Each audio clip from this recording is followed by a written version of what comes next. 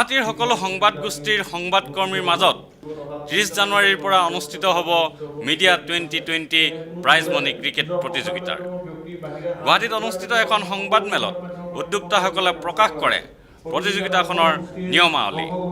মুঠ 13 দিন ধৰি অনুষ্ঠিত হ'ব লগা খেলখনৰ ফাইনেল 1 ফেব্ৰুৱাৰীত অনুষ্ঠিত হ'ব বুলি প্ৰকাশ কৰি প্ৰশান্ত দত্তই কয়, অসমৰ সংবাদ মাধ্যমৰ সংবাদকৰ্মীসকলৰ মনোৰঞ্জনৰ কাৰণে আমি এই খেলখন অনুষ্ঠিত কৰিছোঁ।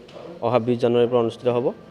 আগতে এখন খেল চলি আছিল মিডিয়াৰ মাজত খেলখন, কিন্তু কিছু কাৰণত খেলখন বন্ধ হৈ গৈছে আৰু সকলোৱে বিচাৰিছে যে তেওঁলোকে নতুনকৈ আকৌ খেলখন আৰম্ভ হওক। সেয়ে আমি সংবাদ মাধ্যমৰ একাংশ ব্যক্তিয়ে মিলি খেলখন আৰম্ভ কৰিবলৈ লৈছোঁ। ৰুল ৰেগুলেশ্যনখিনি গোটেইখিনি দিয়াই হৈছে।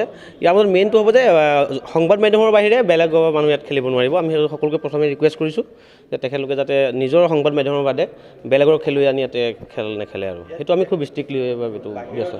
ভিডিঅ' জাৰ্নেলিষ্ট সুশান্ত দাসৰ সৈতে অমৰদীপ গগৈ, চেণ্টিনেল নিউজ, গুৱাহাটী।